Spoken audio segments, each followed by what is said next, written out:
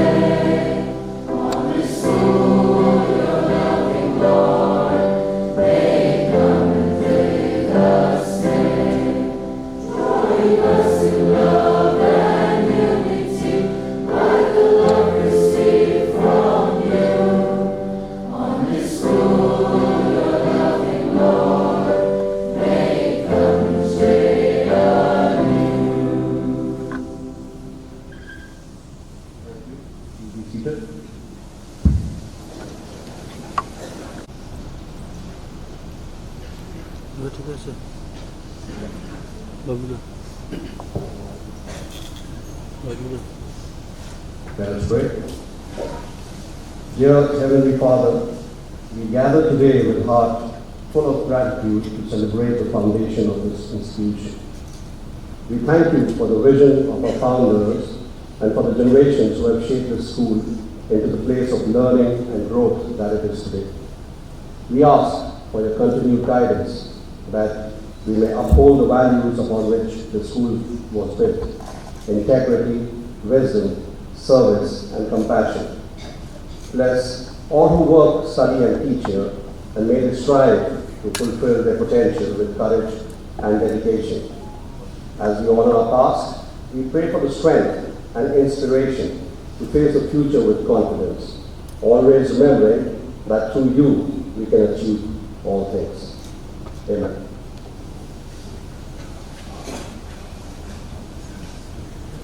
This assembly marks the traditional beginning of Founders at ABS. On this special occasion of our 30th Founders Day celebration, I would like to fondly acknowledge and remember the chairman of the governing body, Mr. David Summerscale. It is indeed unfortunate that, owing to health reasons, Mr. and Mrs. Summerscale are unable to be with us this year. Well, their presence will be missed. May I now invite Eric Angiriba to kindly address the school on behalf of the chairman.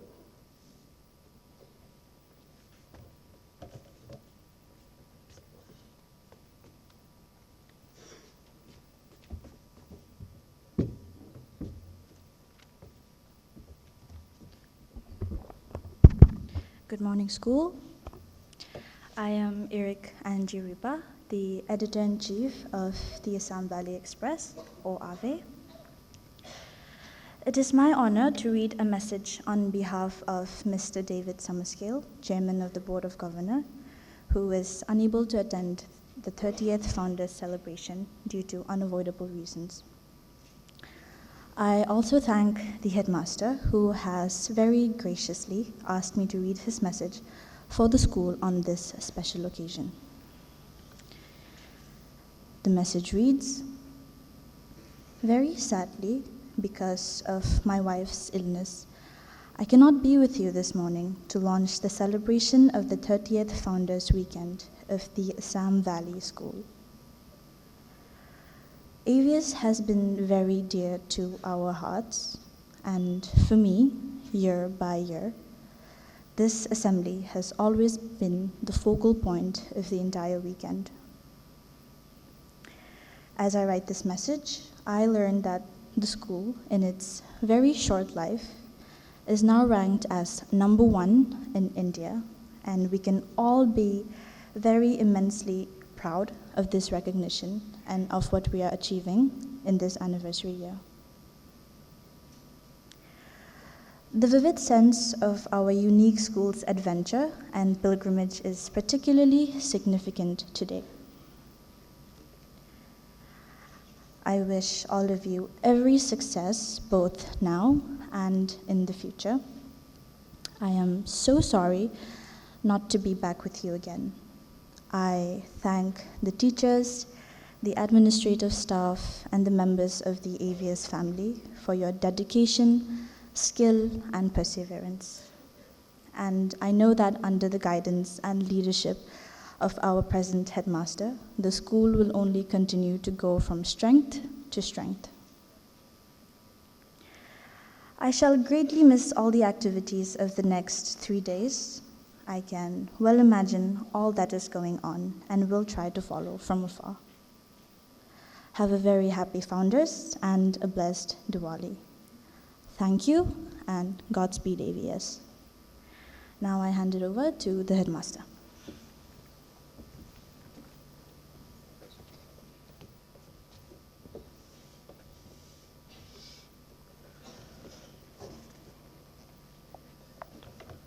Thank you, Angie. Let's stand for the school song, please.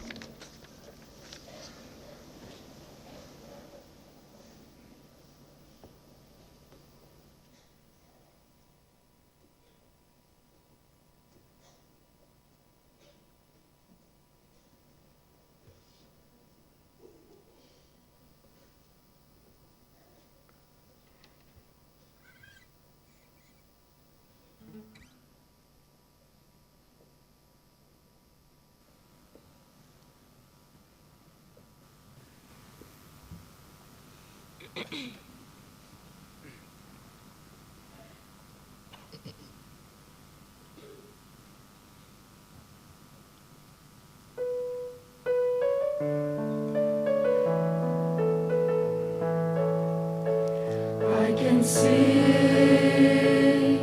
confusion is the sign of all times. Everywhere,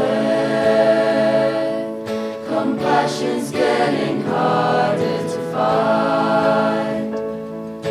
Somewhere when we learn that no one's strong enough to make it on their own, I just hope that someone's there who will take the time to care and pass it on. Pass it on to a brother who might need a helping hand. Pass it on to a sister, it may give her strength to stand. Love and kindness makes a flame, known by many different names. Pass it on, pass it on, pass it on. People say, I'd like to, but I just can't get involved. Anyways, I've problems of my own I haven't solved. If everyone would help just one, and that one helps another one along, like a fire burning low, every log will make it glow. And pass it on, pass it on to a brother who might need a helping hand. Pass it on to a sister, it may give her strength to stand. Love and kindness makes a flame, known by many different names. Pass it on, pass it on, pass it on. Pass it on, pass it on, pass it on. Pass it on, pass it on, pass it on. Thank you. Please be seated.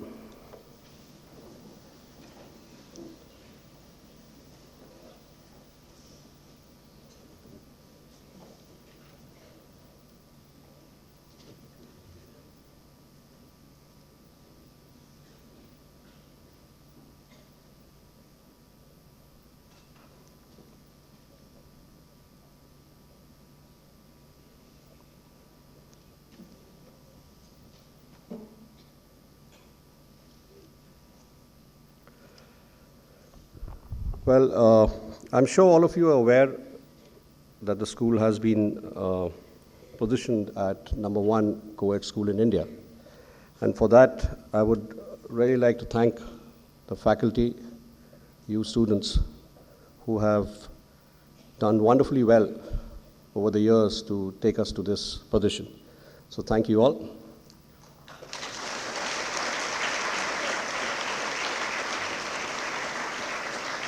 Another tradition at AVS is the much awaited documentary by the electronic media team.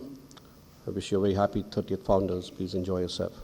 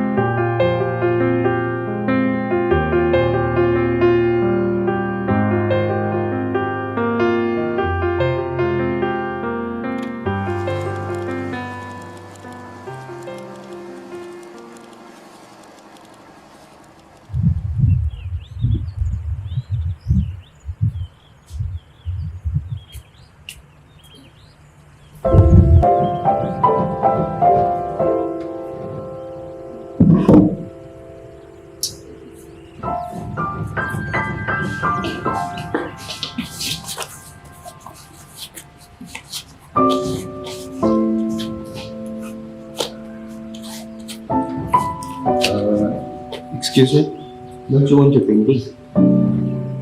Do you like it?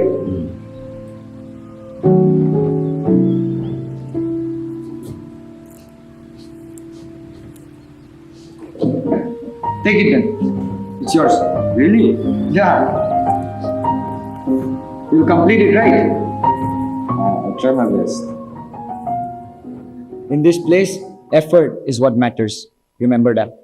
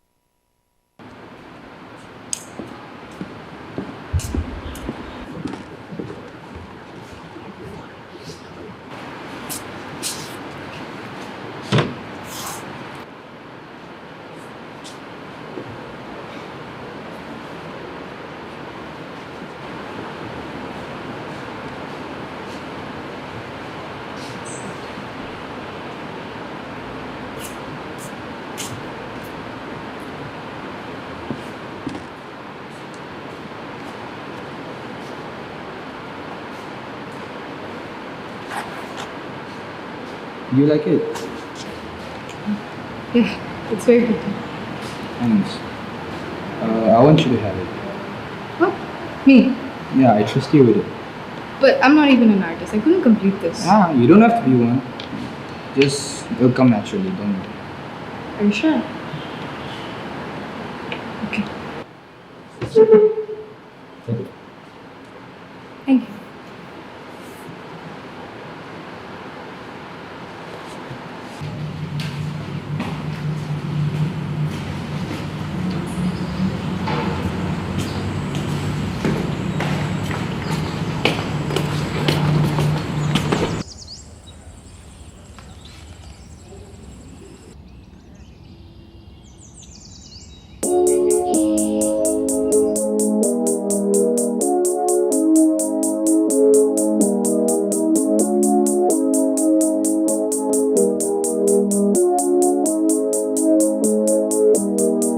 Walking on a dream.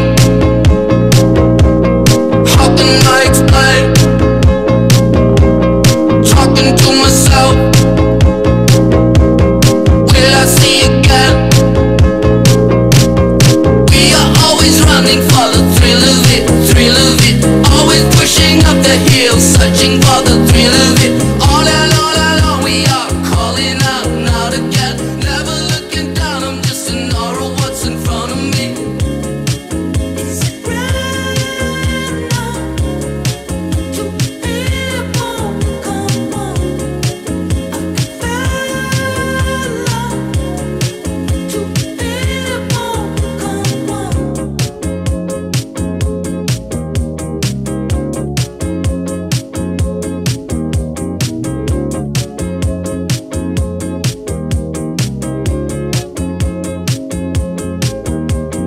Thought I'll never see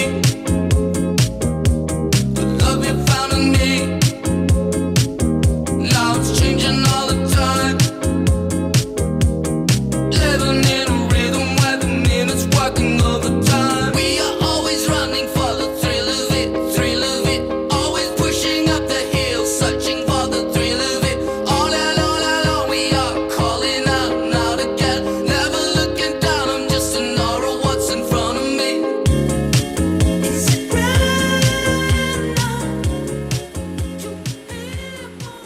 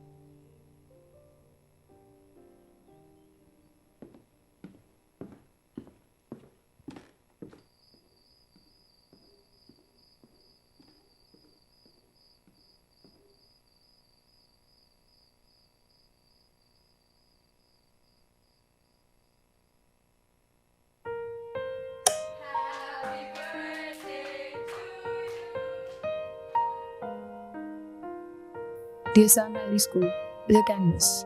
It has always been. When you leave, your finished layer of paint becomes the sacred foundation for the ones who follow. They will build their own legacy upon your resilience, their dreams resting on the courage you left behind. And you'll have to find your color to add to it. It could be the color of a quiet moment in the library, the black and white of a chessboard, or the sheen of a polished badge. It just has to be yours. That's all you have to do. Make it yours and pass it on.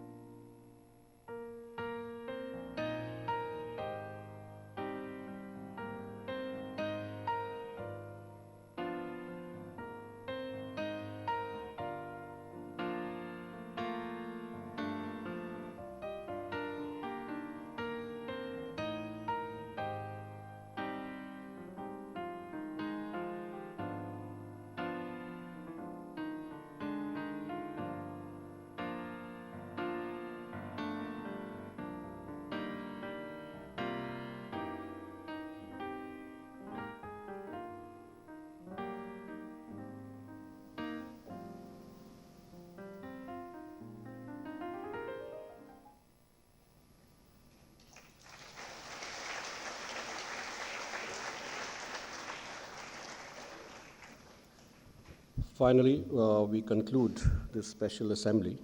I'm pleased to announce the TAPS debate will be held between the alumni team and the school team.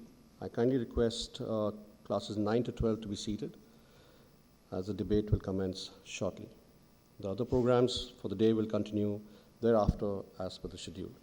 Thank you and wish you all a wonderful Founders ahead.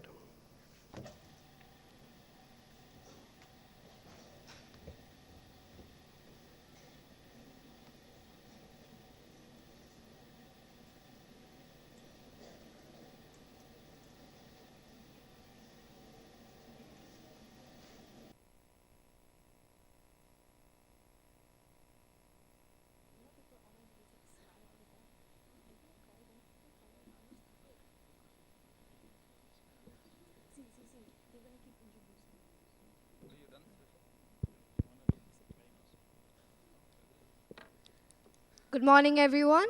We welcome you to the 30th Founders of Team Alumni versus Present Students Debate 2025. Before we start, I request everyone to put their phones on silent mode and maintain decorum. The TAPS debate is the brainchild of Mr. Leslie Peter Watts, who conceived this idea back during the pandemic.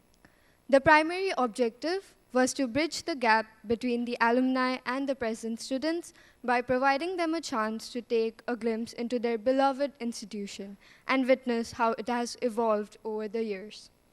This is a fantastic opportunity for the present students to connect with the alumni and gain considerable insights into how life can take you to different places once you leave the hollowed walls of this esteemed institution.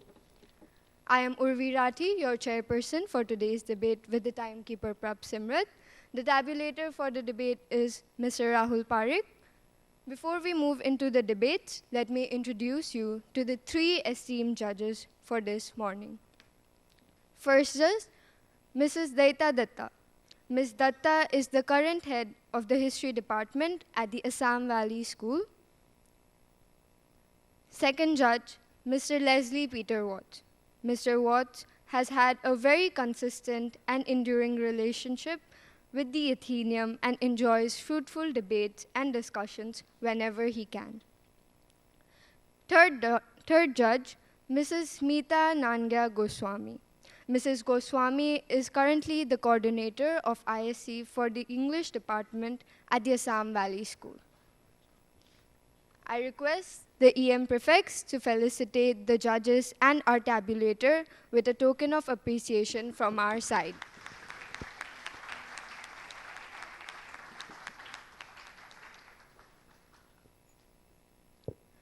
The topic for this debate is, this House believes that values should change with time. Speaking as the proposition, we have Team Alumni. First speaker, Mr. Surajdeep Singh.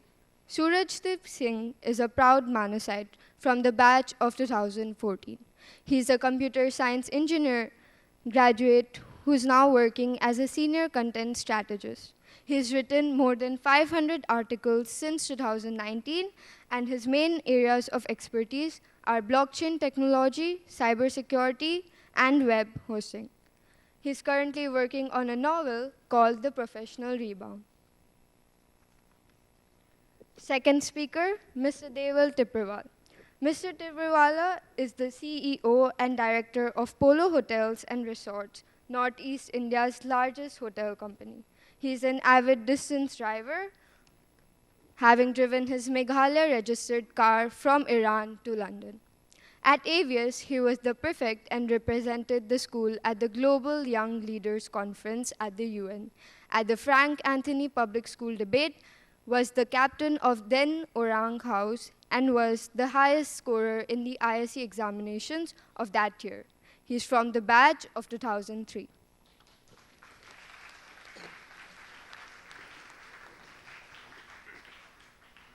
Third speaker, Mr. Anirban Saikia.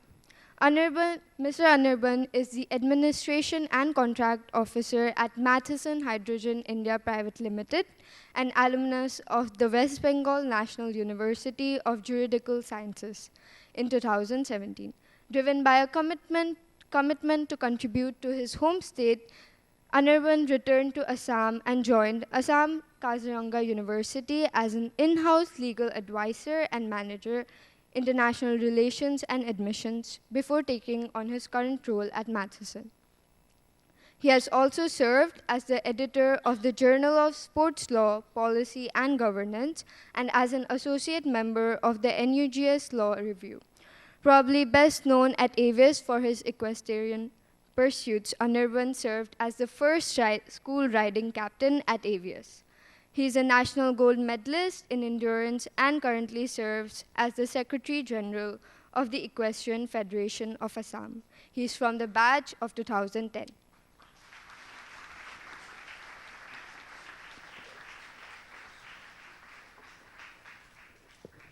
Speaking in the opposition, we have the present students. First speaker, Zahin Rafia Shah. She is the current debating captain as well as the Janari House captain.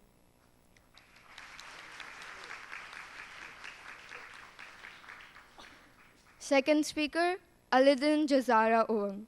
She's serving as the current Town Square chairperson as well as the Deputy Secretary General of the MUN Secretariat.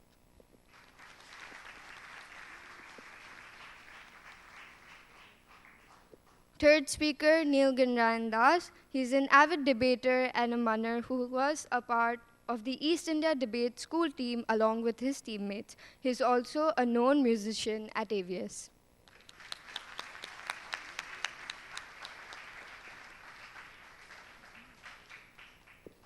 Before we move into the debate, let me familiarize you with the rules and regulations. The debate shall be conducted in the modified Cambridge format. Each team will comprise of 3 speakers. Speakers will speak for 5 minutes, 4 minutes, 4 minutes each. At the end, the first speaker from both sides will sum up their team's arguments in a reply speech and will get 3 minutes to do so. Side opposition's reply speech will precede side proposition's reply speech. The lead speaker of each team is to rebut the opposition's arguments in their summing up speech. The second and third speakers are also expected to incorporate rebuttals into their debate within the given time. Participants may raise maximum of 2 points of information and questions at the end of the first 3 speeches. The warning bell will be rung 30 seconds before the allotted time. There will be a double bell at the end of the allotted time and following a grace period of 10 seconds. Participants will be judged on the following: matter 30 points, manner 10 points, method 10 points. Personal attack, slang, or vulgarity in any form will be heavily penalized. The judge's decision will be final and binding. Now, let's begin the debate with the first speaker from side proposition.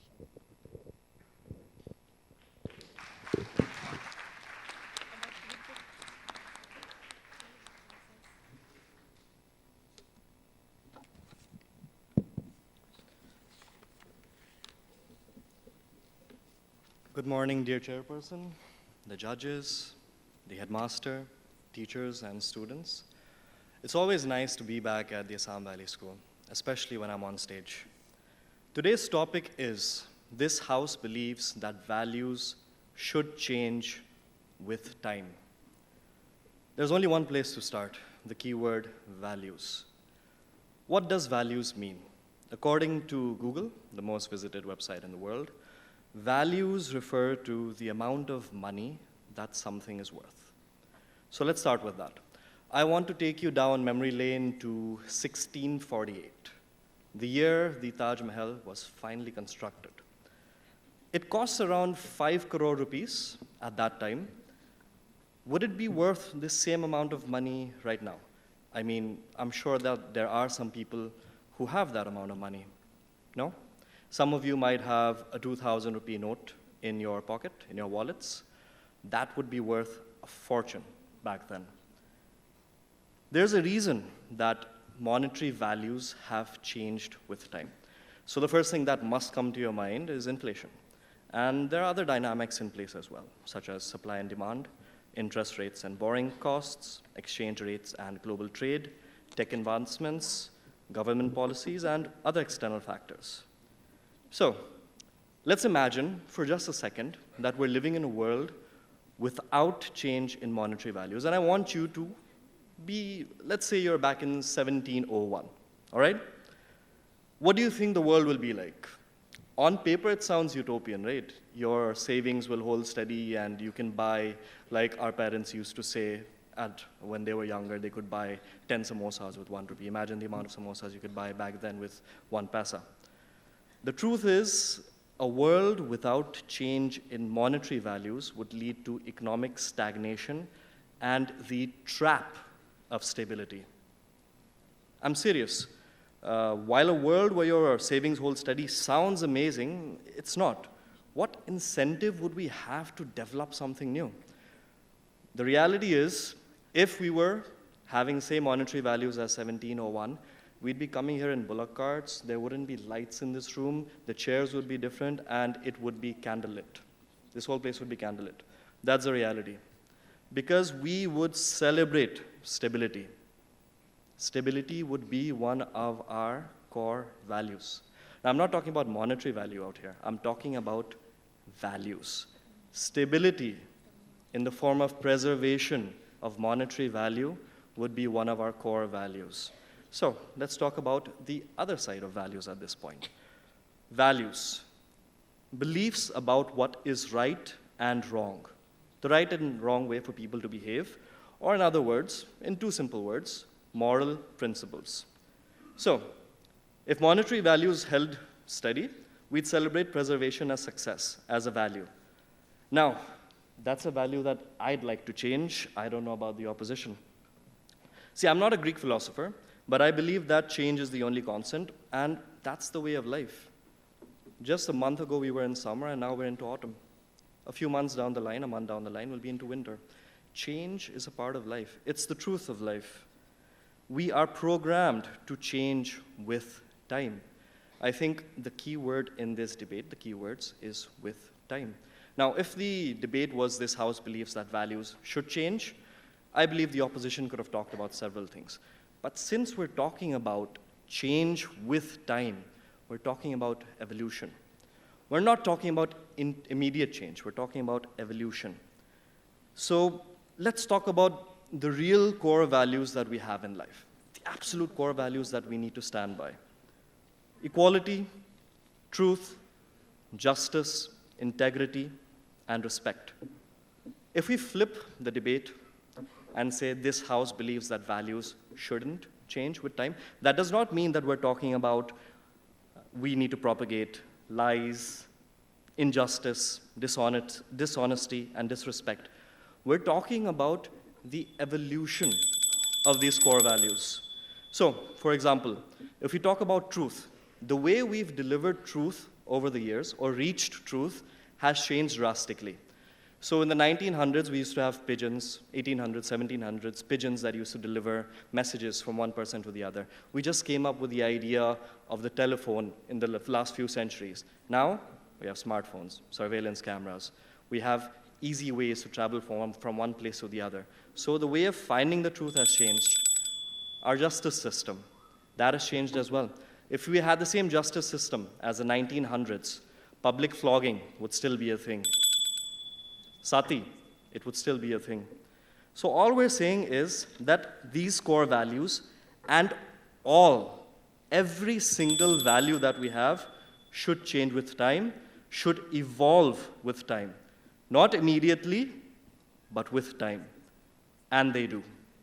Thank you.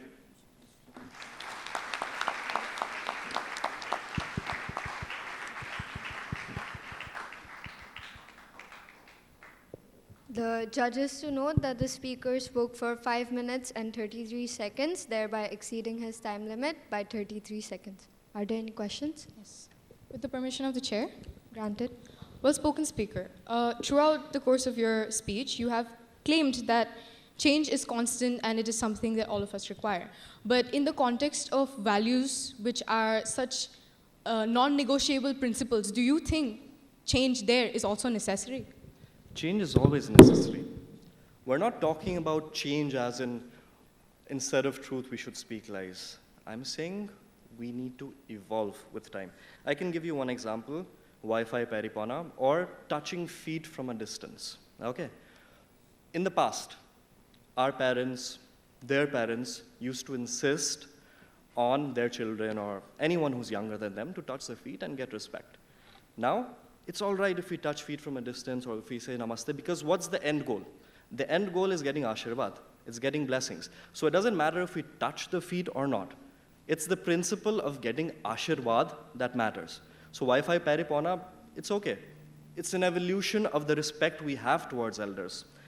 Another thing that I can talk about is nicknames for parents. Can you imagine our parents giving their parents nicknames instead of calling them mom and dad? I do that with my parents, and it's out of love. It's out of respect. So I don't see any reason why the core principles that I've talked about, the core values that I've talked about, and every other value that we have related to respect and tradition and family can't evolve with time. Remember, it's about evolution, it's about change with time. It's not about drastically flipping something on its head.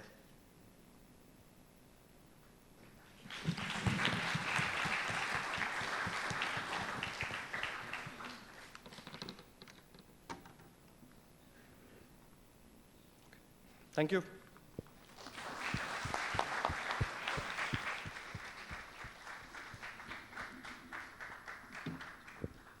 Thank you, sir. Now, I would like to call upon the first speaker from the opposition.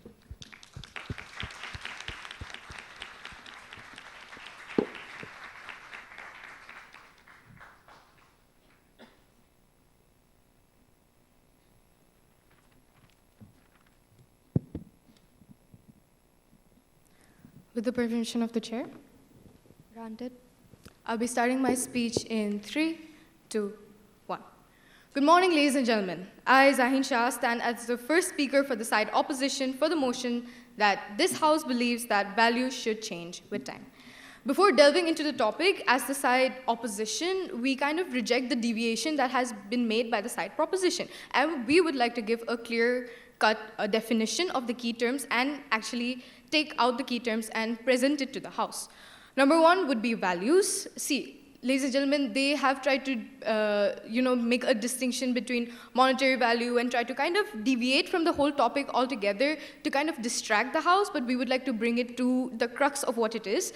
Values is a belief system that distinguishes right and wrong for an individual, and it governs an individual's everyday life. It is an integral part of who an individual is.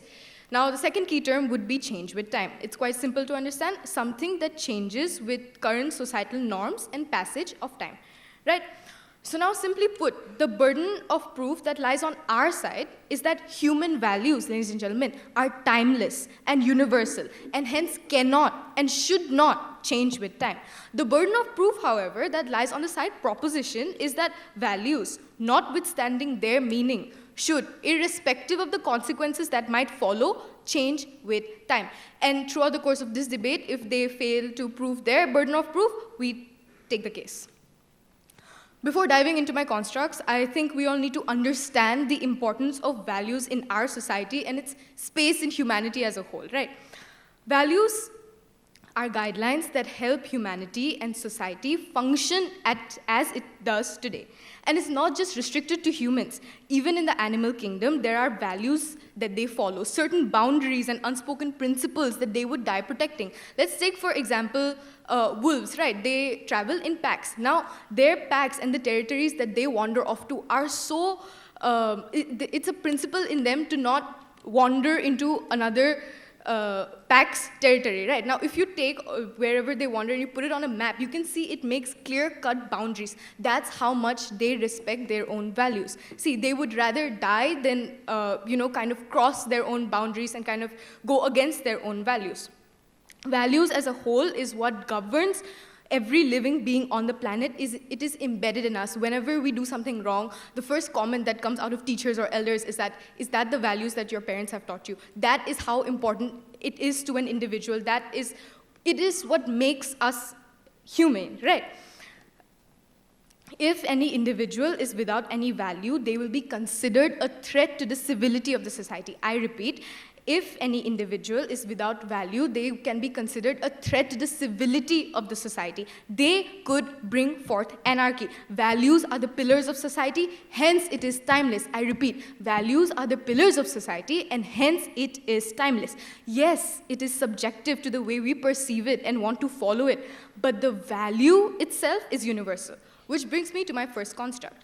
Values remain constant while the implementation of it changes with time. Ladies and gentlemen, when we've already established the importance of values itself, we realize how integral it is for us to let it remain constant. See, ladies and gentlemen, that does not mean that the side opposition is against adaptability or change itself. What we suggest is that values as a concept remains constant while the implementation of it changes with time. That does not mean that the value itself changes. I'll explain this with an example, right? Let's take the value of respecting others, right? Now we know that before, in the olden times, respect was it was reserved for the elders. It was just meant for them, and it wasn't necessary for it to be both ways. It was just reserved for them. It was just meant for them. Anybody who's elder to you, anybody who happened to be born before you, you have to respect them. But in the newer generations, we see that the value of respect itself stayed. But now we believe that respect is earned. Now we believe that respect should go both ways. Did the value of respect change? No, but the way we implemented and the way we perceived it changed. And that is exactly what the side opposition today advocates for, right?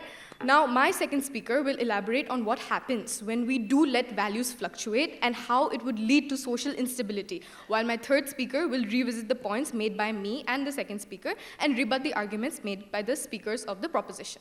This brings me to my second construct. Values are moral constants, not social trends. Value form the unchanging social moral fabric of society. To let them shift with time is to strip society of its moral compass itself. They are non-negotiable principles that transcend culture, technology, and era. I repeat, they are non-negotiable principles that transcend culture, technology, and era. Whereas trends relate to matter, style, consumer choices. Trends are designed to be replaced, ladies and gentlemen. What is popular today is often scorned tomorrow. Allowing fundamental values to operate like trends create an unstable, chaotic moral environment. To conclude, ladies and gentlemen, values are the spine of civilization. They are not meant to follow time, they are meant to outlast it. I repeat, values are the spine of civilization. They are not meant to follow time, they are meant to outlast it. Thank you.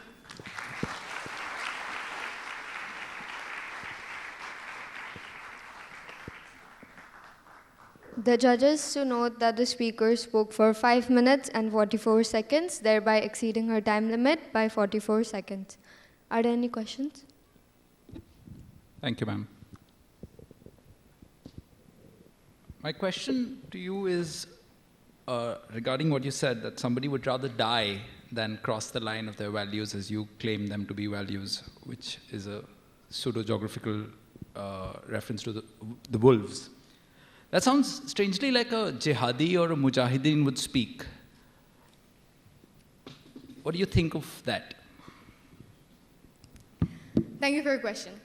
See, now, when you put it across like that, it seems to be, you make it quite general, you get it? You make it a generalized thing. Now, see, the way, when I said that they would rather die than let their values, let trespass their values, see, that also depends. I did say that it is subjective. I did say that it is up to the person how they want to perceive it. Now, some people, like, I would say, I'll give an example of my parents. They hold their values to their utmost, like, they would let anything happen, but not let their moral compass, not let their principles go or waver anywhere, because that is what they are made out of. And I don't think this is any type of examples that you give, any type of like regimic characteristics. I would just say that it is quite integral of who we are as humans, because if we don't have a moral compass, then what we are actually asking for is anarchy. We are not asking for any civility in the society itself. I hope that answers your question.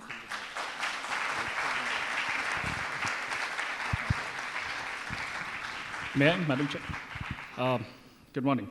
See, by your argument, all killings of man are punishable by retribution.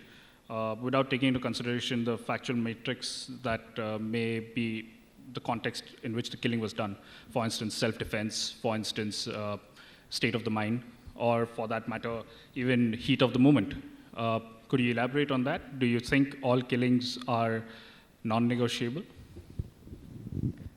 Thank you for your question. I think if we go on that forward, we're if we want to talk about the justice system, let's talk about the justice system, right? Now, you're talking about how, killings, all killings are bad and they cannot be put into context, and that we should not, that we are advocating that morals, these values, we will go exactly with the way they are. Now, see, in the society today that we live in, and the justice system that is put forth with these values intact, like, honesty, integrity, and simple things such as right to living and everything, yes, you're talking about the justice system has been put into place with these values in mind, right? They have been put into place with these values in mind. But our justice system also allows that kind of room for the context. It allows the kind of room for questions. It allows the kind of room to give that person benefit of the doubt, and that's why we have that entire trial. That's why we have an entire thing in place. Before, what it used to be done is that there was no context taken. Before, it used just, you kill somebody, you are going to die too. Now, that does not mean that the value itself changed. I'm just talking about how the implementation of it changed. Now we give place to context. Now we give place to questions. But that does not mean that the value that killing is wrong has changed itself. The implementation of it has changed, and the way we perceive it has changed. Thank you.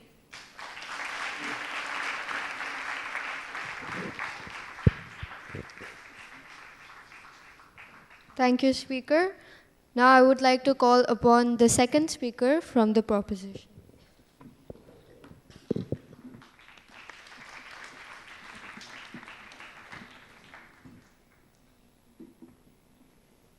Good morning. It's great to be back. Honorable Chairperson, honorable judges, teachers, friends, and especially those from Namdang. Hello.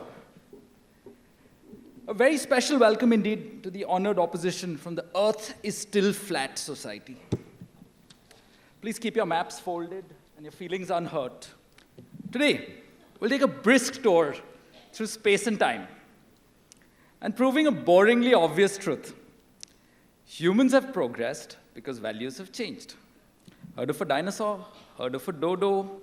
Heard of a human being?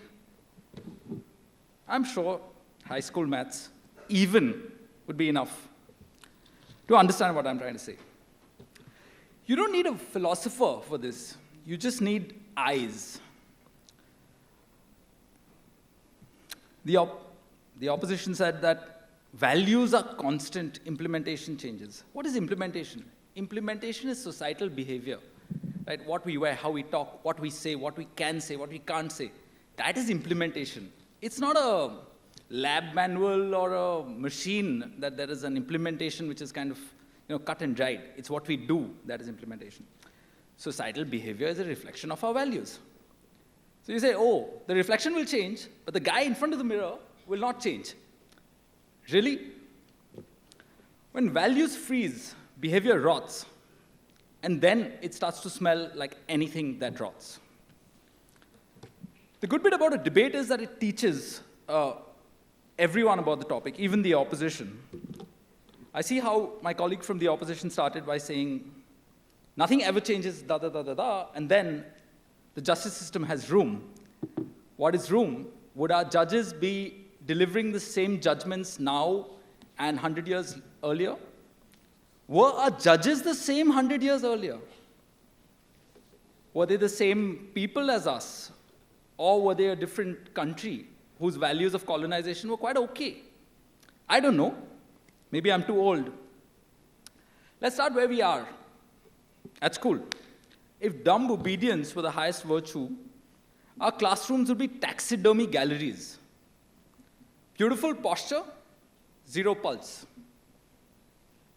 Our school is not a museum.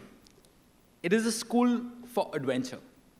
My hair stood on end this morning when I entered school, and I still saw the sign, painted in a different font albeit, which said, School for Adventure. We wouldn't be a school for adventure if we didn't account for changing times and changing values. And for those in my opposition who think debate is just louder equals smarter, otherwise known as the Arnab Goswami school of debating, volume isn't validity. It is a fire alarm with no fire. What is change? When the opposition takes its position so seriously, so they just think change is opposite. You know, everything is white and change is black. If my opposition were to be believed, ladies and gentlemen, Charles Darwin was a fool. Nothing evolved. Any change was just horrible, bad, absolute negative change, which didn't happen. If the values didn't change, you wouldn't be listening to me. You'd be reading palm leaf about why sati is noble, untouchability is natural, child marriages are culture. That was not values. The Protestant person, any Protestant Christian, if he says, I do not believe in change, right? My church is the correct church. They were a community of Christians based on the fact that they protested. The Reformation wasn't a small change. It was a full firmware upgrade. In South Africa, apartheid was literally black and white. Born a Crime, Trevor Noah, the comedian, his autobiography, it wasn't a clever title. His parents were not allowed to have a child, right? One black person and one white person were not allowed to have a child. My opposition would rather have the virtues of apartheid didn't change. My opposition would rather that me as an Afghan woman were beheaded for wearing jeans than let the Taliban values change. Once upon a time, public beheadings were normal. People took kids to watch a beheading and threw tomatoes. Anyone who knows Monty Python has seen that, right? My opposition would like that still goes on. Like art, Van Gogh died penniless. But now, look at the value of his art. Is it money or is it what they think? Let me give you the final image that should end the debate. Values are like gears. Gears equal progress. You change gears to move your car forward. A car with an engine and no gearbox is just a water pump. It's all the anguish without any evidence. To my opposition, Earth is still very, very flat society. Thank you for attending. Please enjoy the curvature on your way out.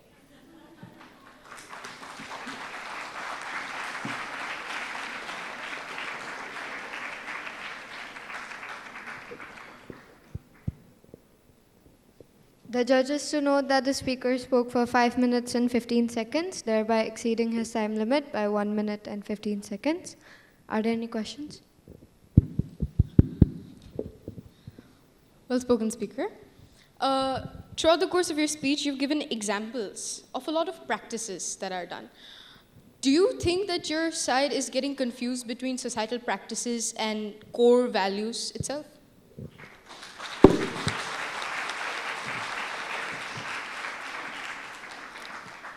Thank you, ma'am. Though I'd say that I do not need to be reminded whether my side is being confused or not.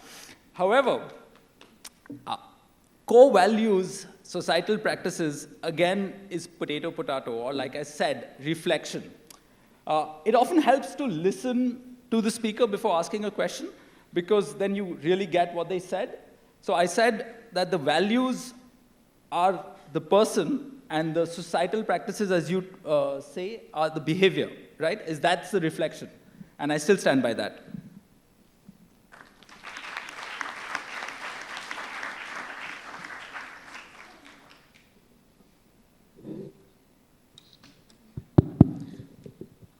Thank you for the answer, speaker. Throughout the course of two speeches, your side has constantly talked about progress, evolution. So give us a clear-cut definition of progress, please. That's what we ask of you. Someone in American politics said, when asked if Trump is a fascist, that person said, if it quacks like a duck, if it looks like a duck, must be a duck. Unlike a special species of waterfowl, and I don't have much knowledge about ducks, but I'm assuming that those who do can say with great certainty what a duck is.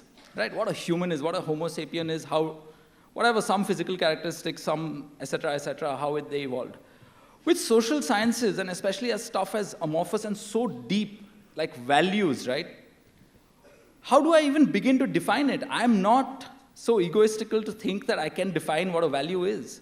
Plus, as is evident, your values may be very different from mine. I cannot define your values for you. I can put mine forward, and then, you may like it, you may not like it.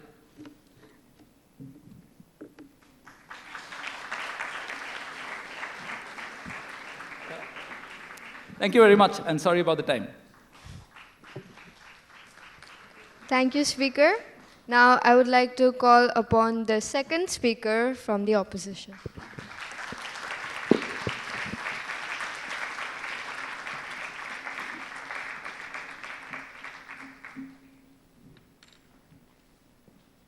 Check. With the permission of the chair. Granted. Starting my speech in 3, 2, 1. Well, panel, side opposition here has come up and told us to keep our feelings unhurt. Well, thankfully, we have the values of perseverance and self-respect, so we'll get back on you to that later, right? So, good morning to the House. As the second speaker of side opposition, my name is Alidin Jazara Ovung, and we stand firmly against the motion which states that this House believes that values should change with time. Panel, my first speaker has already come up on this podium and has thoroughly explained and clarified the keywords and our burden of proof to further help and support our case here. Now, my job as a second speaker is to elaborate on what has been said by adding a few constructs of my own to promote our case. Starting off with rebuttals. Number 1. The first speaker here has come up and talked about how we change with time. He has talked a lot about evolution and throughout the years how evolution takes place, right? Now, the entire essence of value hasn't changed. He has come up here and talked about evolution and value, but he fails to recognize that the entire essence of value, which he claims to have changed, hasn't, and thus this argument entirely falls flat. Now, the second speaker, besides his personal attacks, which I would like to call out for the panel, has talked about how the school has stayed the same, but still, he believes that values should change. But, panel, he's talked about the school's values of integrity and truth being our strength hasn't changed at all. Now, starting off with my constructs, number 1, timeless values ensures social stability. Timeless values guide behavior and provide stability by creating common goals and standards for society as a whole. First things first, what maintains the entire idea of society as a whole? The stability of it, the stability in its structure. In order to maintain the stability, there's certain rules and criteria that are put in place, and though they may not be written on a piece of paper, it is an invisible line that is taught and passed from generation to generation in order to maintain this equilibrium and this stability. And panel, what is this invisible line that I keep talking about? It is our values. Imagine a world where values keep changing from something like honesty to integrity to something else. But first of all, imagine the generational gap that will come with these changes. As if the generational gap is not already wide, it will become widened and it will become much more aggravated. One generation's idea of value will become another's idea of being unwoke or of being ignorant. Let's not also forget about how each culture has a different perception of value that they may have, right? This can be throughout this debate, side proposition may say that, okay, but cultures already have different values. But panel, there are certain values that all cultures share in common. This can be something like honesty, compassion, kindness, and the list goes on. Now, if we propagate and pass this motion as side propositions will, panel do understand that their belief and this system will lead us ultimately into anarchy, where values are constantly changing, society itself is thrown into confusion, and the clashes of ideologies will only get worse. They're vouching for a system that only favors the newer generation being ignorant, and social stability will become impossible to achieve if it isn't already. Further on, this brings me to my second construct, which states that changing values lead moral confusion and societal decay.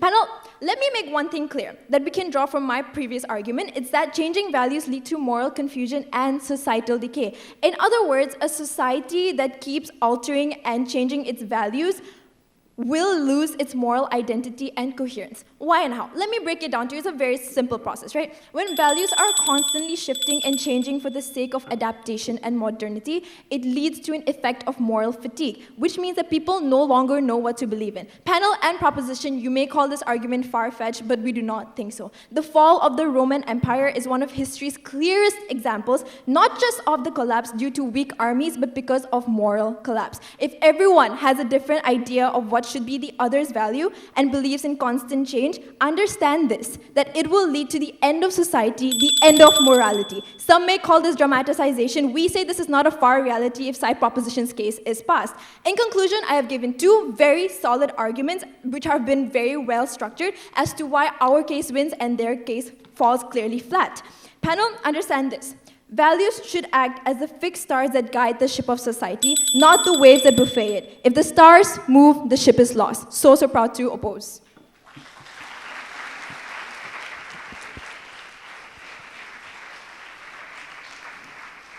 The judges to note that the speaker spoke for 4 minutes and 27 seconds, thereby exceeding her time limit by 27 seconds.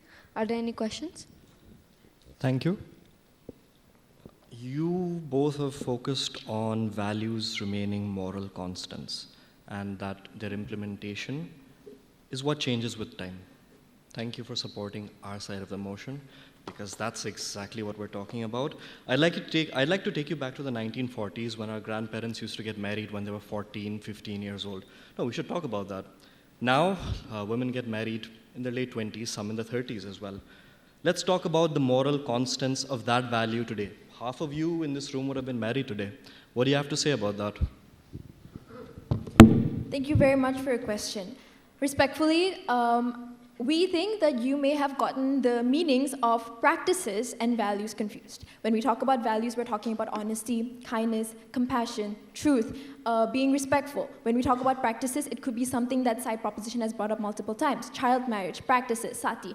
This have things to do with religious practices. This have things to do with societal practices. This has nothing to do with values, and thus we personally feel that your question remains invalid. Thank you.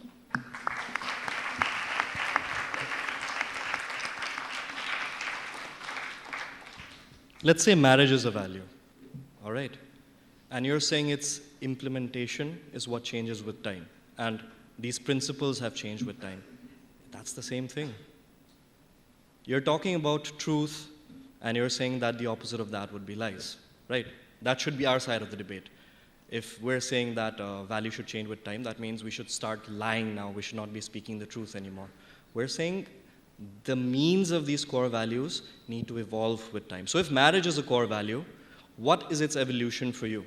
Right? The evolution is clear to see from the 1940s to what we see right now. What do you have to comment on that? Thank you so much. Once again, marriage here cannot be considered a value. If marriage is a value, then all of us would be propagating it right now instead of propagating something like truth or integrity. But to answer your question, if we were to take marriage as a value, we, at my side, first of all, my first speaker has already come up here and talked about how we are saying that values should not change with time, but we do acknowledge the discredit that the implementation of it changes over time. However, the entire value of it does not change. It remains constant. She's already taken the example of respecting your elders, but now it has turned into something where respect is earned. Throughout this, the keyword here is respect. Respect is the value. Respect is constant. Respect has not changed. Hence, value itself has not changed. Thank you so much.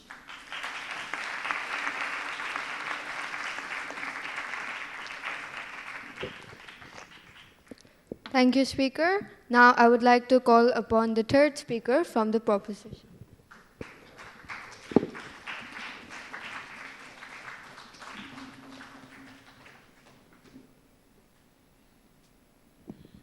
To the opposition, what is the value of truth without its rightful implementation? I don't see how you can associate a value with its implementation. I must also begin by expressing my utter disappointment and amusement at the cynical nature of the opposition's arguments today. Ladies and gentlemen, if the opposition were to be believed, we would still be living in a world where sati was acceptable, where dowry was acceptable, where some young ladies seated here, like my colleague said, would already be married, would be denied an education, where the boys' hostels would not be split into upper and lower houses, and where bullying would continue under the garb of senior-junior interaction. Good morning, Madam Chairperson, distinguished judges, respected headmaster sir, teachers, proud alumni, and my fellow aviators. The opposition's arguments seem to confuse nostalgia with wisdom and cynicism with intelligence. To them, the world seems to be a museum where values are locked away for preservation. They argue values are timeless. We agree. Values are timeless only because they evolve with time. Allow me to give you the example of the Constitution of India. To their rather distressing arguments of moral absolutism, if I may, the very design of the Constitution of India demonstrates that values must evolve with time. When it came into force in 1950, it was hailed as a living, organic document, not as a frozen relic. Each amendment reflects society's shifting priorities. The First Amendment curtails certain freedoms to protect public order and social justice. The 42nd Amendment inserted the words socialist and secular into our preamble during a period of political upheaval. The 73rd and 74th Amendments decentralized power to local self-governments, recognizing the value of grassroots democracy. And the 86th Amendment made education a fundamental right for children aged 6 to 14, underscoring the nation's evolving commitment to equality. If values were absolute and unchanging, the Constitution would have remained untouched. Instead, its constant adaptation proves that ethical and social values must shift with time to remain relevant to the people. Allow me also to give you the argument of the changing nature of environmental values. From the Industrial Revolution to today, the shift in human values towards environmental protection has demonstrably made the world a safer and greener place. During the Industrial Revolution, unchecked coal burning and industrial expansion drove global CO2 emissions from virtually 20 crore metric tons in 1850 to over 600 crore tons by 1950. And today they stand at 3,780 crore tons annually. Yet, it is only because of the changing values that nations have acted. The Montreal Protocol phased out ocean-depleting substances, preventing an estimated 20 lakh cases of skin cancer annually. Renewable energy now supplies 30% of global electricity, up from just 8% in 2000. And air pollution controls have saved lives. For example, the National Clean Air Program in India alone is estimated to prevent 3 lakh premature deaths annually. If values had not shifted, the UN projects that by 2100, average global temperatures could have risen by 4.5 degrees Celsius, rendering large parts of the planet uninhabitable, compared to the current trajectory of 2.7 degrees Celsius. In short, the moral evolution from exploitation to stewardship has not only slowed ecological collapse, but tangibly extended human survival. Our opponents argue that some values, or the core values, remain constant. That is, truth, respect, the sanctity of life. And again, I agree with them. These ideals are worth holding sacred. But it's precisely because we honor them that we must allow their interpretation and application to evolve with knowledge, empathy, and an expanding moral imagination. For example, ladies and gentlemen, the evolving nature of the fundamental right to life enshrined in the Constitution now includes the right to a dignified life, the right to privacy, the right to a speedy trial, the right against sexual harassment at workplace, and the right to die with dignity. This is the outcome of changing and evolving values. If values do not change with time, noble principles risk becoming weapons of harm. However, history itself testifies to this. Slavery was once enshrined as absolute law. Apartheid was defended in the name of religion and natural order. Marital rape was dismissed as a fantasy within living memory. Each of these so-called absolutes was later shattered by the march of justice. This lesson is clear. When people cry unchanging values too often, they mean only that their power should remain untouched. Thank you.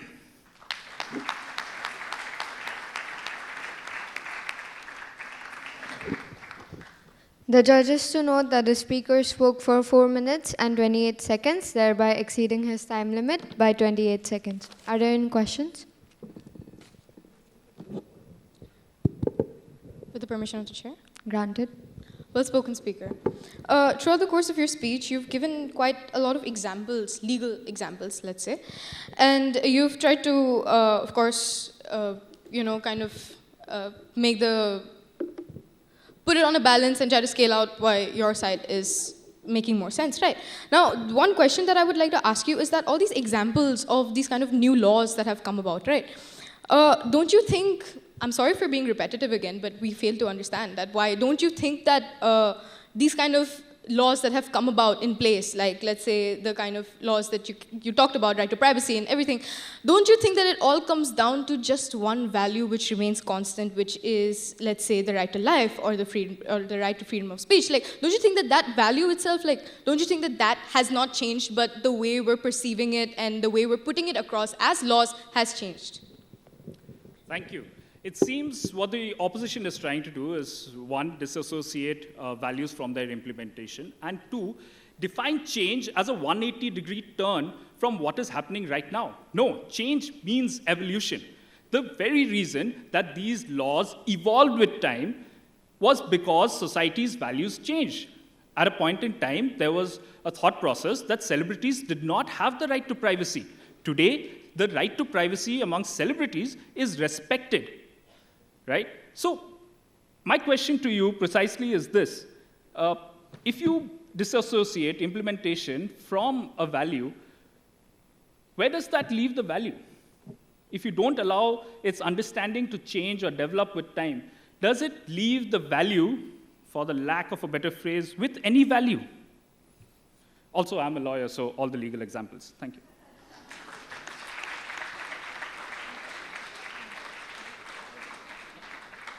Thank you. Thank you, speaker.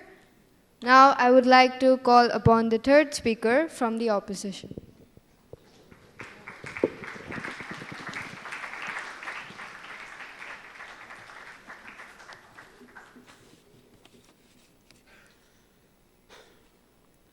Despite their constant personal attacks, witty lines, and burns instead of proper constructs, because they know our side stands strong while they cannot defend their case. This hence blurs the line between practice and values. Good morning to the House at large. I, Charandas, the third speaker of side opposition, stand firmly against the motion. This House believes that values should change with time. Before I move into my constructs and rebuttals, I would like to revisit the arguments presented by my first and second speaker. My first speaker made it clear that values remain constant while the implementation changes with time. Values are not fashion statements. They are enduring moral frameworks that guide the changing world. My second speaker built on this by showing that timeless values preserve social stability, because once we start redefining morality to suit convenience, we invite confusion, conflict, and decay. Essentially, we've been consistent. We're the one building the house. They're the ones repainting the same wall every 10 minutes and calling it renovation. Now, the first speaker of side opposition stood here and said that because society evolves, our values must evolve too. But ladies and gentlemen, this claim oversimplifies morality. Society changing doesn't mean the truth should change. Circumstances shift, yes, but principles that help us judge right from wrong cannot and should not change. If we constantly reshape our values to suit the present, then morality becomes subjective, situational, and self-serving. A world where values are fluid is a world where nothing can be universally right or wrong. That's not progress. That's moral relativism disguised as open-mindedness. The second speaker of side opposition also tried to use examples like child marriage, sati, and other such practices to argue that changing values leads to social improvement. But that's a misunderstanding of moral evolution. We didn't invent a new moral code. We simply realized that we had betrayed the very values we already claimed to uphold: equality, compassion, and justice. The same applies to women's rights, civil rights, and any other major reform. Progress doesn't come from changing values. It comes from finally practicing them correctly. So no, it wasn't values that evolved. It was humanity that was matured enough to understand them. Now, I would like to come to two of my constructs. My first construct being that values are the compass, not the clock. A clock changes with every tick of time, but a compass always points north. Our values are that compass. They are what help us find direction amidst chaos and change. When we face new challenges such as technology, culture, globalization, we don't need new values. We need the same moral compass applied in different ways. For example, honesty doesn't stop being a virtue because the world moves online. Justice doesn't expire when power dynamics shift. Compassion doesn't lose its meaning because society becomes modern. If we make our values conditional to time, they lose the very permanence that gives them strength. A moral system that keeps changing to suit its circumstances isn't moral at all. It's opportunistic. Progress should mean not adjusting our ethics to convenience, but testing our ethics against challenge and time. My second construct being that changing values leads to moral fragmentation. When every generation redefines morality, we lose our collective identity. If truth, respect, and integrity start meaning different things to different group of people, then how do we hold anyone accountable? How do we create laws, justice, or trust when the very foundation of right and wrong itself is unstable? Shared values are the glue that holds society together. They give us a sense of continuity of moral language that transcends time. Without that, you don't get evolution. You get chaos disguised as freedom. History's most stable and compassionate societies, ancient, modern, democratic, or otherwise, all stood upon ethical cores. It's when these cores were abandoned that civilizations began to crumble, like my second speaker said, Rome, a classic case of moral decay. So, Let me conclude with this. Time will always move forward, but not everything should move with it. Values are not obstacles to progress. They're the anchors that make real progress possible. Civilizations that forget their values don't become modern, they become hollow. Because when you start changing what is right to fit what is convenient, you don't advance, you simply drift. Time tests values, it does not rewrite them. Values are what give them meaning. Thank you.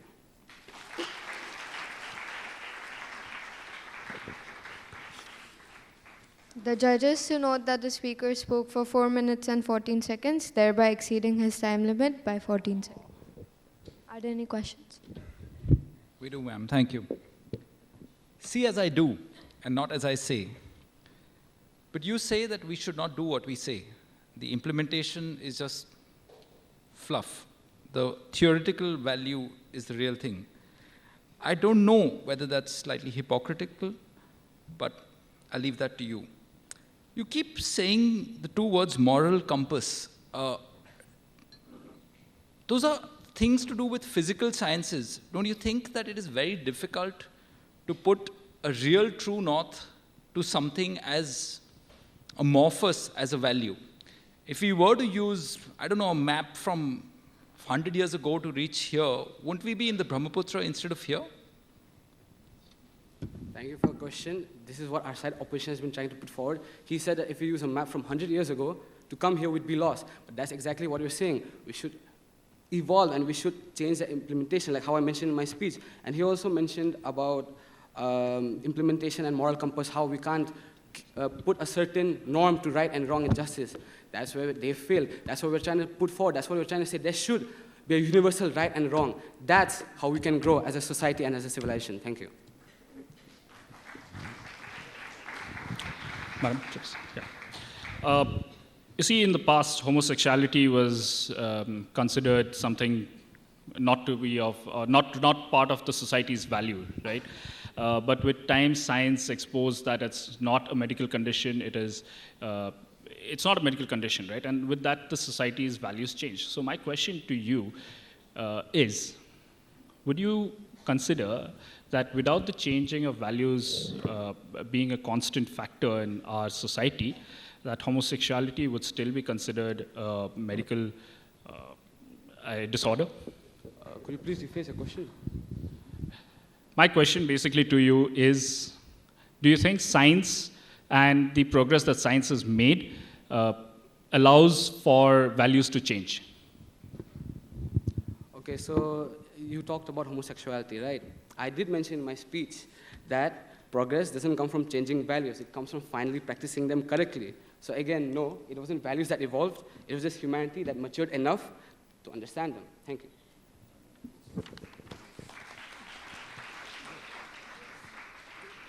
Thank you, speaker. Now I request the first speaker from the side of opposition to come up for their summing up speech.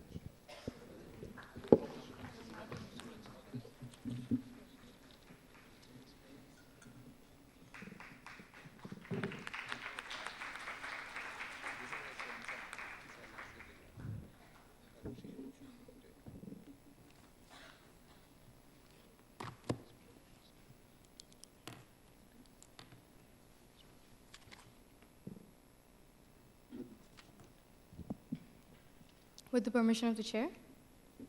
Granted. I'll be starting my speech in 3, 2, 1. Good morning to the House once again. I, as the first speaker, stand here to constructively deconstruct all the arguments made by the side proposition while also summarizing what my side has said. Now, let me bring it across to you in a very clear-cut manner, right? So the main clash, or the main thing that I think that we do not understand, or the main thing that we can't come to a common consensus, is the difference between practice and values, ladies and gentlemen. I understand that they've also talked about how practice is, it's a reflection of the people and society and everything, but I would still say that there is in fact, a difference between practice and value. Now, then they also asked, they talked about LGBTQ, right? So let me put it across to you in this way, right? Now, the fact that people condemned homosexuality itself was a mindset. I understand that there's a thin line between mindset and values, but there is still a line between mindset and values. Now, condemning homosexuality becomes a mindset. The value in this case is respect for all living beings. Now, the fact that we are not condemning homosexuality and the fact that we are now accepting it and the fact that, there's been so many laws made and everything, it's because we've come to the realization of the value that lies beneath the sexuality of these people. The fact that it is, at the end of the day, about respecting all living individuals. It is not about the It is not about the value, the fact that we had a value that we will not accept homosexuality. That's not a value, ladies and gentlemen. The value that lies in this situation is respect for all living beings, and that, I think, has stood constant. And the fact that we said that implementation of it changes, right? Now, the implementation in this situation means the change from where we went to the realization of having respect and, having just normal human decency and normal, civil rights to these kind of people. Because we've realized that the implementation of respecting all living beings cannot just be, curtailed to just one sexuality. It has to, in fact, evolve to everyone else.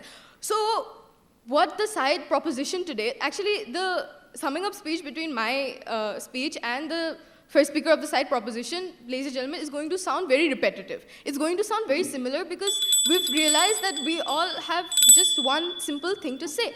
And what they don't realize is that they think that we are supporting their stance, but at the end of the day, they are supporting our stance because they have, and I quote, they have actually admitted that values are constant. They have admitted that values are constant. So how does that fall against us? That actually, they're actually advocating for our side because they stated that values are constant and hence, they're timeless and everything. They've actually really supported our stance.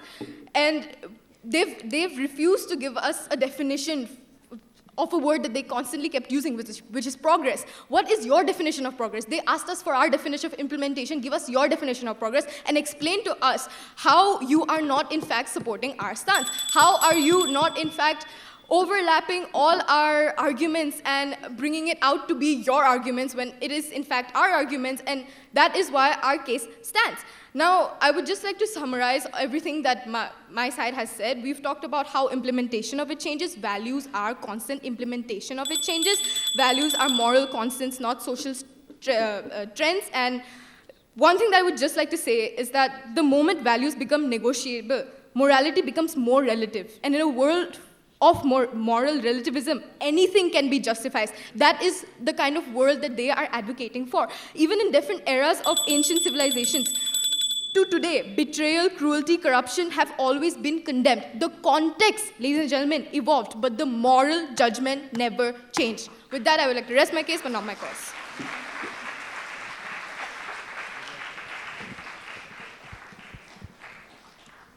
The judges to note that the speaker spoke for 4 minutes and 13 seconds, thereby exceeding her time limit by 1 minute and 13 seconds. I request the first speaker from the side proposition to come up for their summing up speech.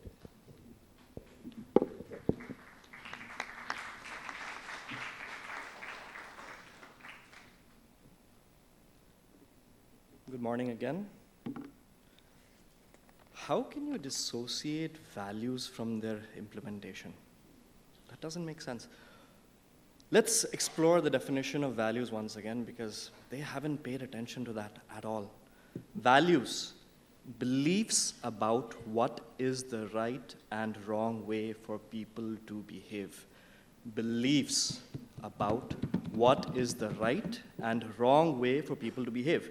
They've only talked about core values like truth and justice. You can actually term them as principles. And the way we use truth and justice as the values underneath that, the way we arrive to truth and justice as the values that are constantly changing. Like if you talk about the 1900s, for example, sati was still a thing. Public flogging was still a thing. Hanging in public was still a thing. Justice as a principle and the values underneath them have changed with time because people evolve, our thinking evolves. The second speaker said that marriage is not a value. Are you serious? Marriage is not a value. So many of the teachers in this room are married. I've been told by my parents and by my family members, get married to a nice girl, someone who will love you and respect you. That's a value of settling down, getting married to someone who respects you, who loves you, and making a family together. That is a value. And if we compare the values of marriage, not the principle, marriage is a principle, right? We should get married. If we compare the values of marriage in the 1900s to them now, it's completely different. Like I said, my grandmother got married when she was 14. My mother got married when she was 18. My wife is likely going to be 28 or 29. That's a age difference of 10 years. That is an evolution of values. The core principle of marriage remains the same. The core principle of truth and justice remain the same. But the values that we define under these core principles, and all principles in life, such as respect, they change, they evolve with time. That's what we're talking about. So thank you for saying that values remain constant and their implementation changes with time, because that's exactly what we're talking about. Thank you so much. You talked about the death of a wolf, and they go along the route of live or die my way. They should change their values. Why are you dying? Go to another territory, conquer their territory, get food, live. That's a value that they should change. And that's just one example of an animal. I'd like to bring up an example, since all of us are aviators, and you might have seen one or more elephants come onto the campus. When do they come onto campus? When jackfruit season is here, when they want to eat those jackfruits. They leave their territory and they come here. They're changing their values because they want those food items. So I believe that values do change with time, and I don't know what the speakers have gone on about, because what the first speaker said was almost repeated or paraphrased by the second one and the third one. So they didn't change their arguments, because that's what their motion was supposed to be, and we have. Thank you so much.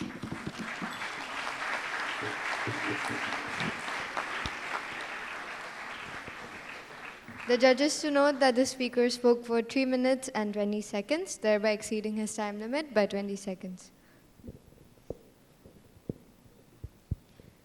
With that, we have reached the end of the debate. While the scores are being tabulated, I request Mr. Watts to share his thoughts on the debate.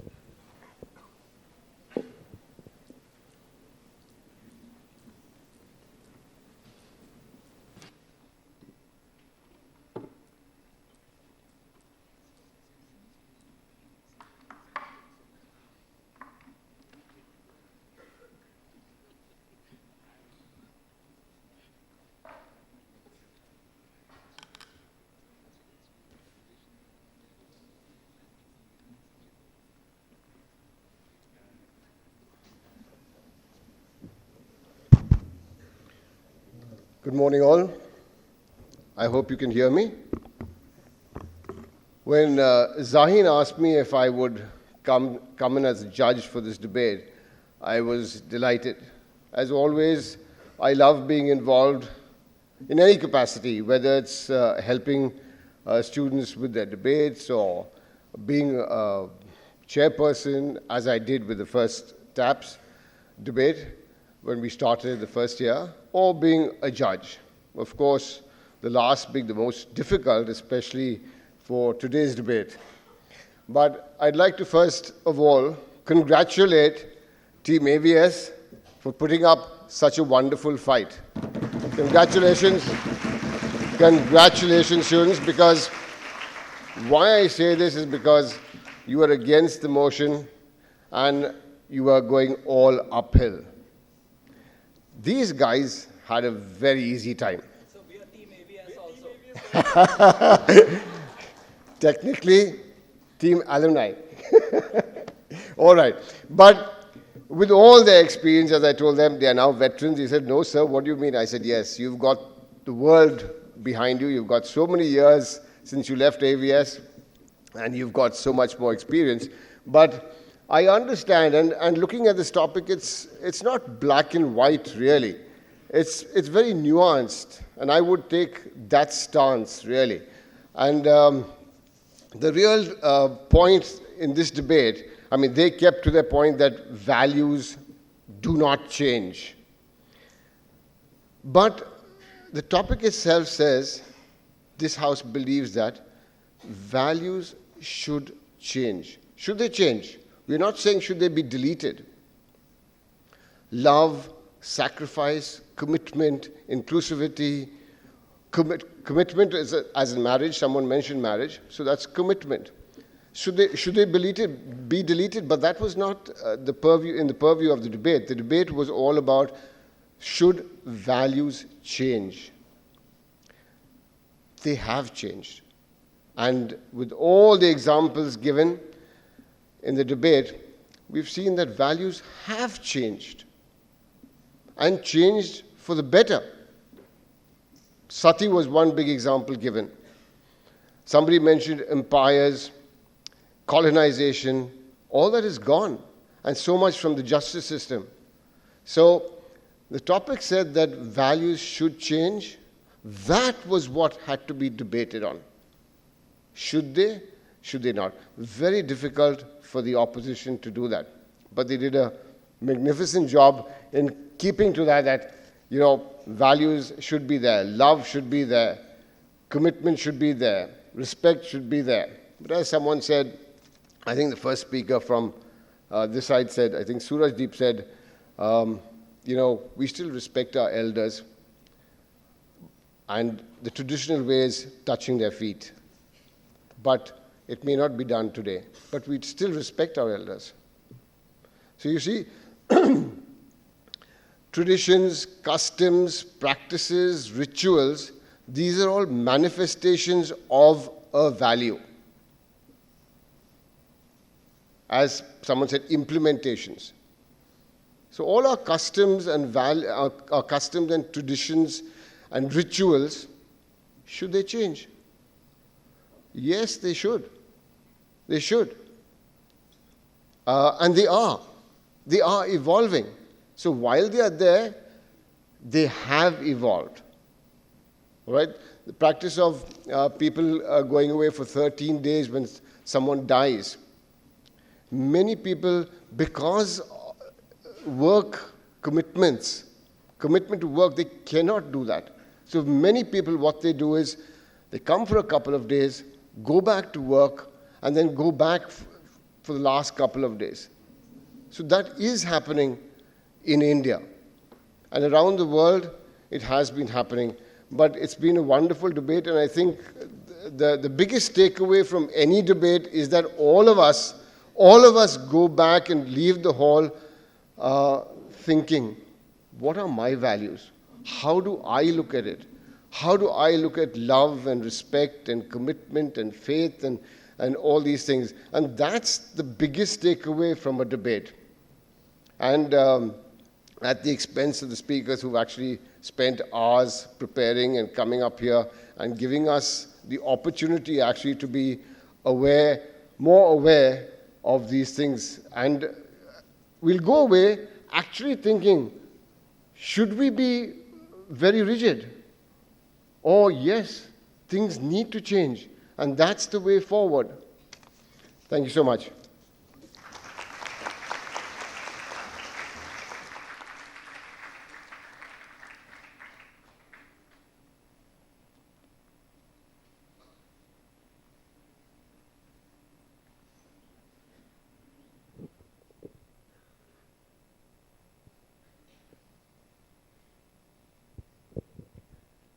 I would like to throw the motion open to the House. Would anyone like to express their views?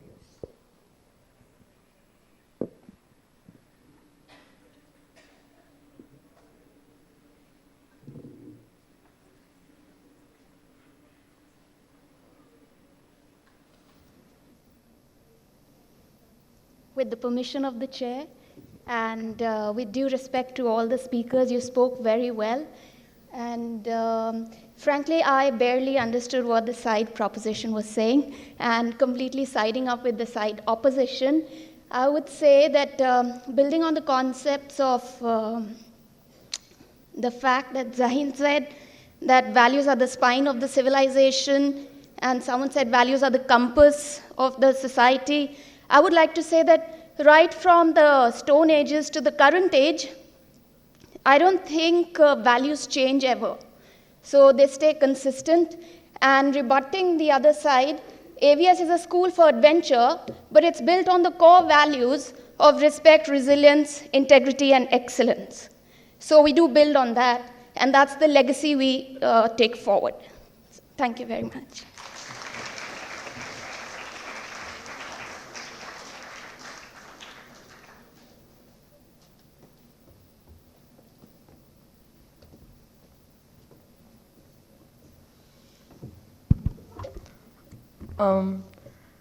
I really like the point. I mean, I really like the entire debate overall. I obviously really like the point about the constitutional amendment, but I would personally support side opposition, right?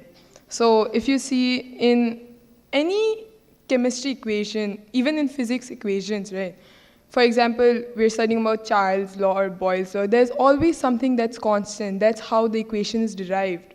And that holds very true for the principle in life too. There has to be something constant so that you can actually move forward, so that you can, progress. Like proposition talked about progression, right, and evolving. There has to be something constant, and I believe that the thing that is constant is our moral compass, is our values. We, as a school, have obviously built ourselves on respect, integrity, resilience, pursuit of excellence, right? Even today's documentary, it's basically, we put on our own perspective on values, but those values do not change. I believe that the practices of sati and whatever was mentioned, right? We have always believed that animals, humans should be respected ever since the start of times. But we have come to evolve, we have come to realize that this was going against the value that we believed in, that we propagated, and so these practices have stopped. The value has never once changed, and if it does change, it will lead humanity to anarchy. It will not lead us to a civilization. Thank you.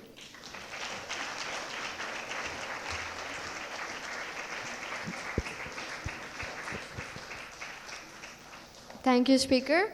I would like to request Mr. Shantam Basu to come up and declare the results.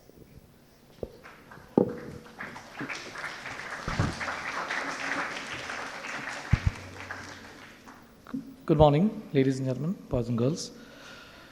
I'm sure we'll all agree that this was a wonderful and thought-provoking exchange of ideas on the motion this House believes that values should change with time. The quality of debating we've seen today truly reflects the intellectual tradition and high standards of the Assam Valley School. Now, after much deliberation by our panel of judges, the results are as follows. The award for the most promising speaker for demonstrating exceptional potential and confidence goes to Mr. Anirban Saikia.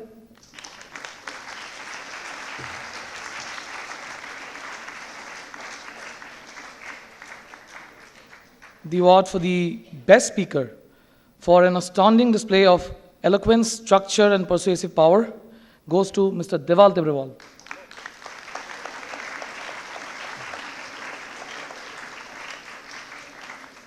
And for the final results, I would like to announce that the motion has been carried. Accordingly, the winning team is side proposition, Team Alumni. Please give it up for them.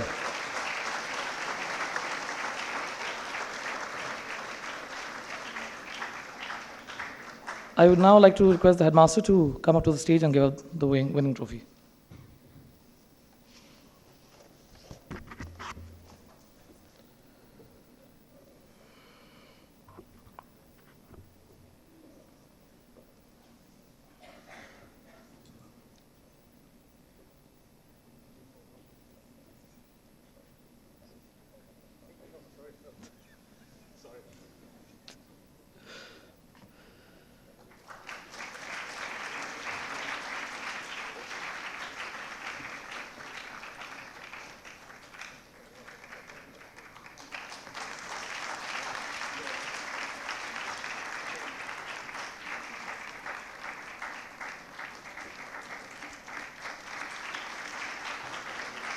Thank you, sir. I would now like to request the headmaster to give away the consolation prizes to side opposition, Team AVS. Please give a big round of applause to them, please.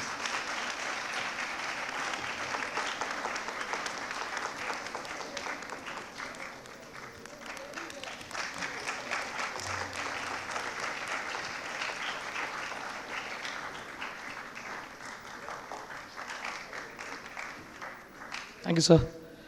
Heartiest congratulations to all the participants for their commendable performance and showmanship. Before we close, I would like to hand it over to the debating captain, Zain Rafia Shah, for the vote of thanks.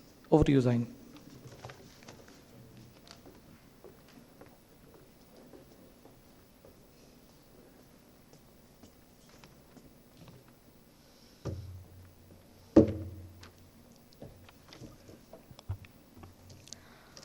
A very good morning to everyone once again. I, Zahin Rafia Shah, would like to take this opportunity on behalf of the Athenaeum to express my gratitude. I would like to give my heartfelt thanks to Team Alumni, Mr. Anirban, Mr. Surajdeep, and Mr. Deva for taking time out of their busy lives and for gracing this prestigious event. Thank you to the judges, tabulator, the timekeeper, and the chairperson for being an integral part of this event. This debate marks the end of a memorable and fruitful tenure for me. Hence, I would truly like to thank the event management team for their constant support, the senior management team, and the headmaster for their constant guidance throughout. To the various teachers who were involved in different events conducted by the Athenaeum for being such a guiding light. It is integral for me to also thank the debaters for always putting up such great competition. It would be unfair to not mention my friends who have been with me throughout everything, be it East India debate practices or inter-house, everything. Debating helped me become the person I am today, and I will forever be grateful to the seniors that guided me and to the school for providing me with numerous opportunities to hone my skills. Thank you to the school community for trusting me with this prestigious responsibility. I hope I have done some justice to it. On that note, this is Zahin Rafia Shah, debating captain of 2025, signing off.